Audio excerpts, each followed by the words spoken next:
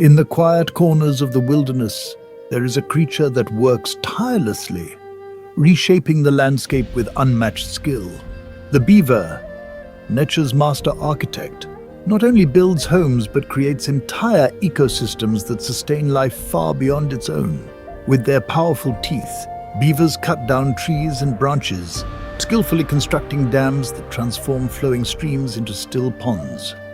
These ponds provide the perfect habitat, not just for the beaver family, but for countless other species.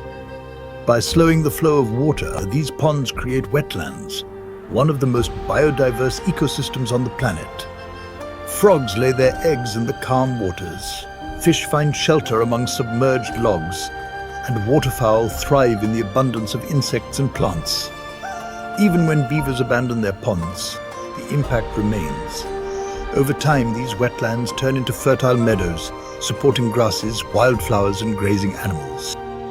The beaver's legacy endures, enriching the landscape for generations.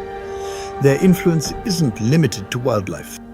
Beaver dams reduce flooding by holding back excess water during heavy rains and releasing it slowly over time.